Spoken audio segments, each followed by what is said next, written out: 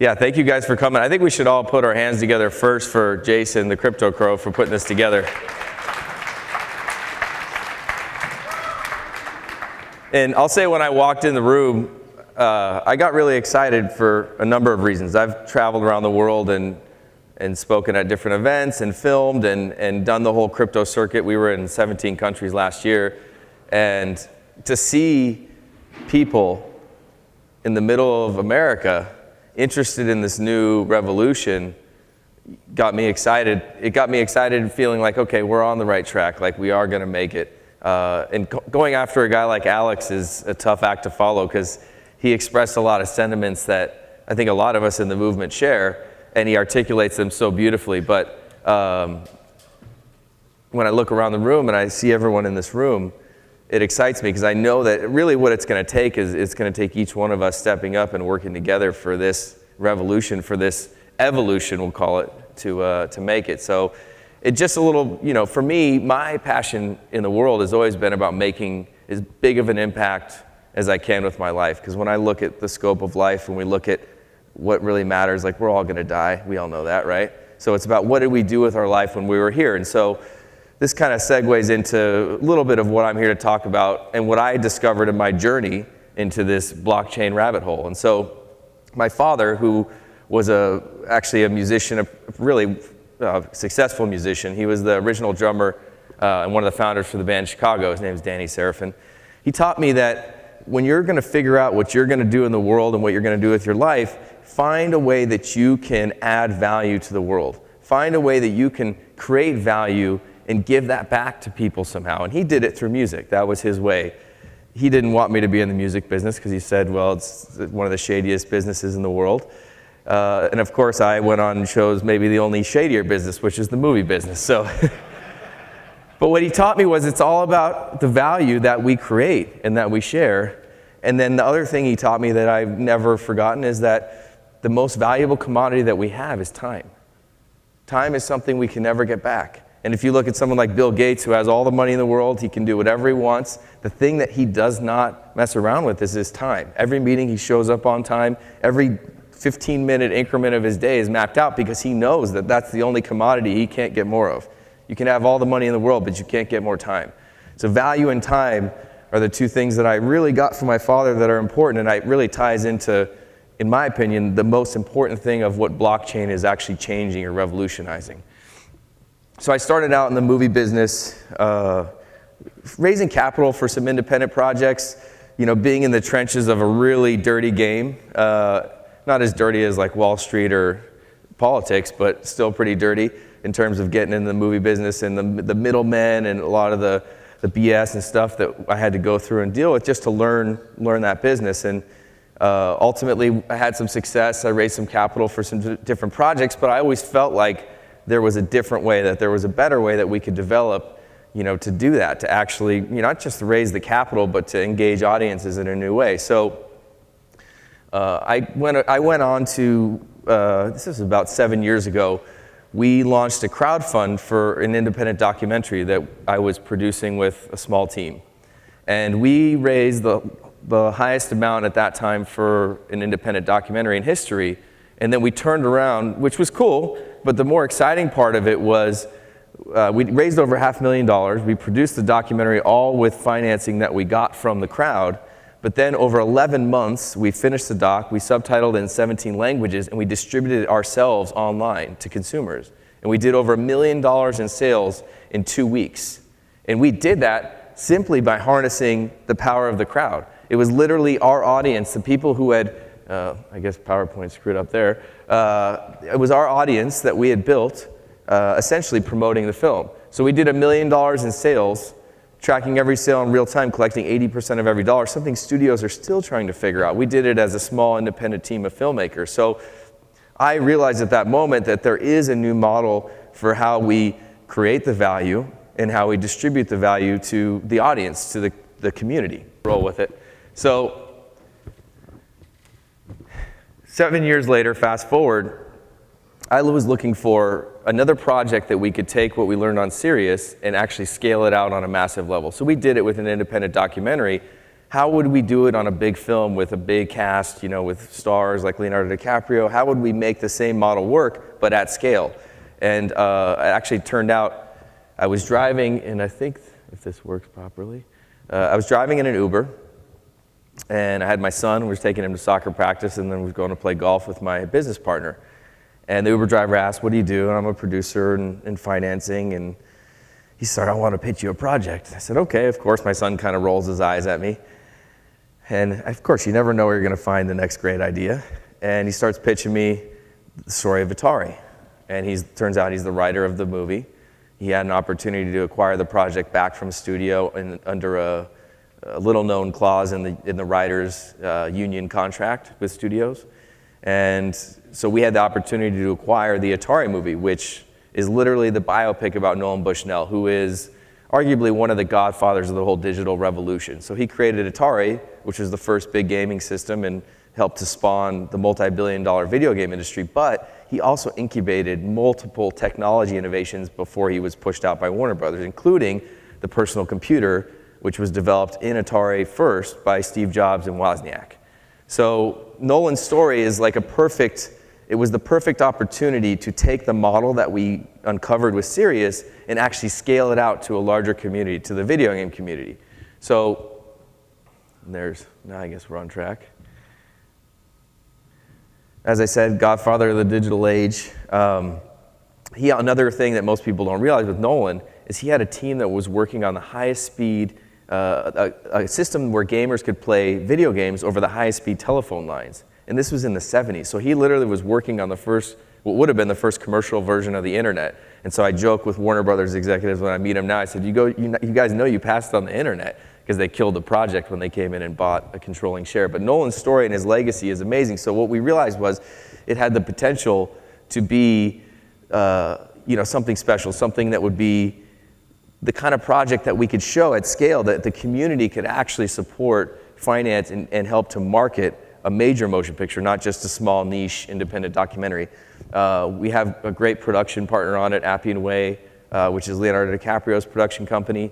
They've done some amazing films, but more importantly, it was about identifying, what is that niche community? And I think with any project, you can look at what is your community, how are you going to engage that community, how are you going to create value together with that community, and then how are you going to share that value? And so that's what we realized with not just Atari, was how do we build a system? How do we create the new model for films and possibly then take that and replicate it and translate it to other industries where the community can help develop and finance and support the project and then help distribute it. But not, if you look at the current landscape now, if you're on the internet talking about Star Wars or your favorite movie or your favorite TV series, you're creating value for those properties, but you get nothing back. So we said, how do we build a system? How do we create a system where you get the proper amount of value back as a member of that community for what you're contributing? And so that's what we put our heads to, was, well, how do we figure out how to build that system and what does it look like? So we looked at, hopefully it doesn't jump, I think it just jumped a couple things ahead. This remote's kind of tricky. So we looked at crypto tokens versus traditional equity crowdfunding. So I was sitting having dinner with a friend of mine who's like in the West Side tech community, and he said, well, have you thought about doing an ICO to fund Atari? I'm like, what is an ICO? So I Googled, and it was the day that the CEO of Mozilla raised $30 million in 30 seconds. And I was like, this is crowdfunding on steroids. This is actually literally the thing that in 2012, what we saw the potential was serious. This was the next evolution of crowdfunding. So we started looking at utility tokens versus traditional equity crowdfunding. And we obviously felt like this was vastly superior, but there was a number of issues and a number of pitfalls that people were telling me already. Look, the SEC is coming in. They're going to be causing a lot of stress or a lot of problems for people trying to raise money in the U.S., especially in the utility token space. So we immediately kind of started pivoting towards security tokens. So we looked at that, okay, we're going to create a security token. And basically all a security token is when you want to create a cryptocurrency that's backed by real assets or profits, you're basically saying this is going to be a security that's governed by the regulations that are, whether it's the US or whatever country you're issuing the security in. So obviously because we're based in the US, we created a security, digital security, that was based or issued based on the regulations of the SEC. So, and that was the Bushnell token. In our mind, Nolan Bushnell was one of the forefathers or the founding fathers of the whole digital technology revolution. And if you look at the US, on the money you have George Washington, you have all the founding fathers. So why wouldn't one of the first digital tokens have the founding father or one of the founding fathers of the digital technology revolution? So that's why we called it the Bushnell token. But there was something that I felt was missing in just doing a security token, because there's certain rules that govern the way that you can market securities in the US. That's just the nature of the current system. It will change eventually. Hopefully it will change fast enough for us to compete with China or other countries that are racing ahead trying to dominate this. But ultimately, we were looking for another component that wasn't really existing with just a pure security token. And so we started looking again back at the utility token side of things and saying, how can we create some sort of utility token that can sit in this ecosystem that we want to create around movies and audience and community and marketing and engagement. And so that's where we came up with Coin. So Coin essentially is a user-friendly mobile app where people can promote projects, mainly film and media projects to start, but in the future other products too, and earn a utility token that they can then redeem for a variety of things. So for the value they're creating for their collective social engagement, they're being rewarded with a token. That's it. And it was really a simple thing for us, because when we distributed Sirius, taking it back to what we did in 2012, the way we made $1 million in sales was because we had an affiliate-based transactional VOD release. And what that means, simply put, is that our audience was earning commissions for promoting out the movie digitally. We were on 180,000 websites around the world. So the community were the ones that were making the money, not distribution companies. So we've already done this before. So now it's like, how do we take this at scale and harness the power of that community with a mobile app and with smartphones? And essentially, Coin is what we came up with for that concept. It doesn't want to play any of my videos. There's also a video for Coin you can see on the website. It's coin.io, coin.io. But ultimately, all of this funnels back to kind of what I touched on in the beginning. My fundamental purpose for being on this planet is to help humanity make an evolutionary leap. We're at a critical juncture as a species where literally we have to make an evolutionary leap in this generation, otherwise it's going to get dark and it's going to get nasty. I believe that we have the potential to do it, and I believe we are going to do it, but it's not done yet. And it's honestly on every single person in this room and every single person awake and alive in the human race. It's going to take all of us to do it. And that's the beauty of decentralization, is it's actually empowering us with the tools to collectively save ourselves. It's not about some big, centralized, figure or government or institution or company or Amazon or Jeff Bezos or whatever, you name it, that's going to save us. We collectively have to do it. And so when you look around the world, you look at all the problems we're facing, you look at the pollution, you look at the war, you look at we've never been faced with a greater amount of problems and challenges than we're faced with today. But we're the luckiest generation alive to ever be alive, because we actually have the tools to solve these problems. We actually have the technology. All it's going to take is us collectively coming together to do it. That's how we actually move forward. That's how we evolve as a species. So everything I'm about, the movie stuff is cool and it's fun and it's sexy and you make money and hang out with Leonardo DiCaprio and all that. It's great. But at the end of the day, we're all gonna die at some point. So it's about what mark did we leave, what did we do with our time, and what value did we create with our lives. And when you look at blockchain, what blockchain is revolutionizing, it's revolutionizing how do we look at time and how do we deal with value. How is value created? How is it shared? How is it distributed? Because that's all money is. We can talk about money like it's a paper thing or it's gold and it's all that. And Alex is a genius in explaining a lot of very complex things in a simple form. But what it really breaks down to with money is just energy. It's just value. So what blockchain gives us the ability to do in a decentralized way is to change our relationship to value and how it's created and how it's shared amongst the community and amongst really the world. If you look at half the planet, they're still living on hell on earth today, right now as we speak. Hundreds of thousands of kids are going to die today because they don't have food to eat. Why?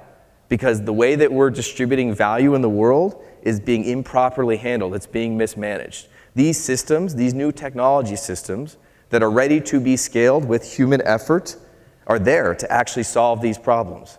So that's the thing that excites me when I look at all this is we're in this last moment of literally this is it. There is no more time. We all have to step up collectively and do whatever our small part is. And if we do that, there will be a new golden age for humanity on the other side. I am sure of it. But it's not guaranteed. It will only happen if we succeed. So, and I see it already happening. When I look around, I see the human race stepping up. I see the signs that, that we're doing our part to actually meet that call. And people talk about the greatest generation. And my grandfather fought in World War II. He was a bomber pilot. He was one of the last POWs out of Germany. And that was a great generation. But the greatest generation is the generation that's alive today. It's everyone, young, old, doesn't matter. Because right now it's literally all hands on deck. That's what it's going to take to get this done. So, and I see the potential for us to do it. And I look around this community, and I tell people in crypto this all the time. Like, I've been in the media entertainment space, my whole career. But as soon as I came into this community, I knew immediately, I was like, this is my community. This is where I'm supposed to be. So, I'm just grateful to be able to have the opportunity to be up here with you guys, and thank you guys for coming out, because honestly, I'm up here talking, but it wouldn't mean anything if there wasn't people here to actually listen, to engage, to then take that energy and to share it forward, and to actually collectively move, because that's honestly what matters, is that we collectively move together. As I mentioned, the video for Coin you can find online. You can find movie about the Atari, or information about the Atari movie online. There's been promotion around it and news and press and articles. But I think if I could leave you with one thing today, it would be understand the importance of this moment for us as a species, and understand that right now it is up to us to literally decide what kind of world do we want to create, what kind of world do we want to live in. Understand that we have the power to transform the world. We're doing it every day with our collective actions. So we just have to understand the value of that. And I think as long as we do that, then the future is going to look better than today. Thank you.